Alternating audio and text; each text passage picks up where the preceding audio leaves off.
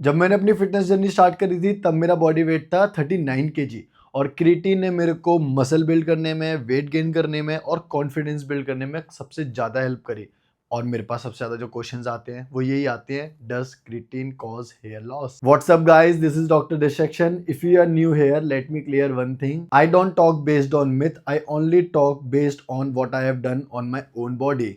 So let's start. मैं काफी सालों से क्रिएटिन ले रहा हूँ। मैं काफी अंडरवेट था। 39 केजी से मैंने अपनी फिटनेस की जर्नी स्टार्ट करी, जैसा मैंने आप लोगों को बताया।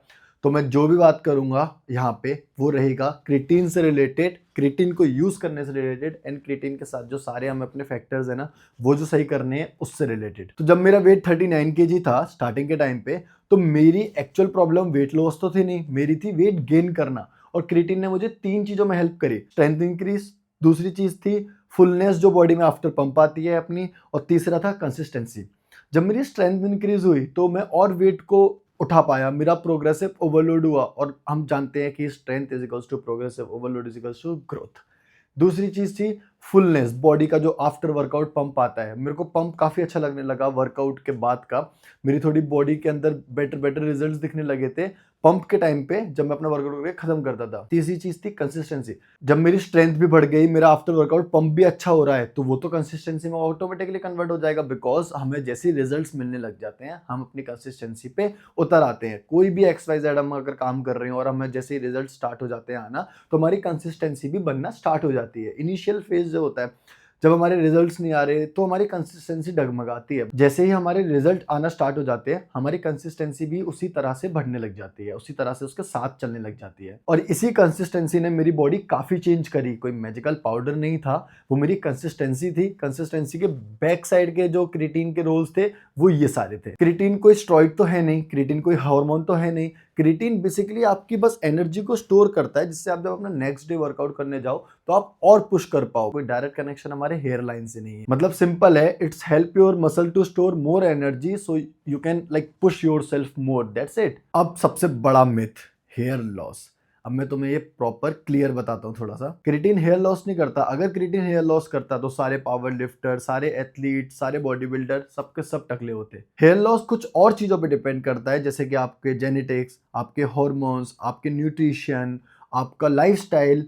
ये सारी चीजें आपकी कितनी एक्यूरेट चल रही हैं, किस हिसाब से चल रही हैं। और आपको ये जेनेटिकली ऑलरेडी प्रॉब्लम है, तो जैसी वर्कआउट की इंटेंसिटी बढ़ेगी या फिर आपको स्ट्रेस बढ़ेगा, तो हेयर लॉस वाली चीज तो आपकी अपग्रेड होनी होनी है। मतलब हेयर लॉस वाली चीज तो बढ़नी बढ़नी है। अब मैं कितने सालों से क्रिएटिन ले रहा हूँ, मेरा हेयर लॉस तो नहीं हुआ। और अगर मेरा हेयर लॉस होना होता जेनेटिकली, तो मेरा वो इवेंचुअली होता ही होता। मैं इस चीज को रोक ही नहीं पाता। तो क्रिएटिन ने मेरी हेयर लाइन तो चेंज नहीं करी, बट मेरी फिजिक पूरी चेंज कर दी। अब जो लोग फेस करते हैं क्रिएटिन की वजह से हेयर लॉस, वो किन किन फैक्टर्स पे होता है? सबसे पहली चीज, कोई मैजिक हो जाए, मैंने क्रिएटिन लिया और मेरी अगले दिन ही कोई बॉडी बन जाएगी। एक तो हाई एक्सपेक्टेशंस हो गई, दिमाग में बहुत कचरा हो गया, स्ट्रेस आने लगा, ऑलरेडी इश्यूज थे तो मैं और बढ़ने लगा। पानी ढंग से नहीं पीना, डाइट ढंग से न लेना, माइक्रो मैक्रो न्यूट्रिशंस को ढंग से फॉलो अप ना करना, ये सारे इश्यूज होते हैं। इसकी वजह से तुम्हारे हेयर लॉस वाली चीज बढ़ती है, इफ तुम्हें वो ऑलरेडी जेनेटिकली है तो। अब क्रिएटिन यूज करने के सिंपली तुम्हारे कुछ रूल्स हैं जो तुम्हें प्रॉपर फॉलो करने पड़ेंगे फॉर बेटर रिजल्ट। और इस चीज को तुम कंज्यूम करो तो तुम्हें किन किन चीजों का ध्यान रखना है? ढंग से खाना खाओ, अच्छी डाइट रखो, अच्छी स्लीप रखो,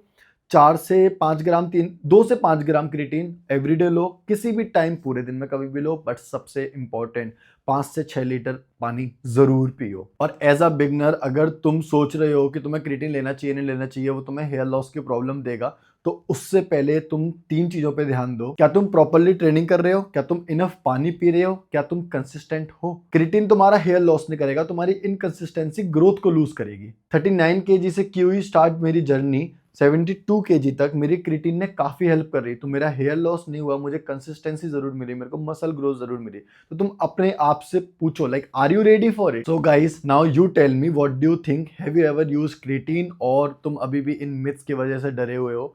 मेरे को कमेंट करके जरूर नीचे बताना।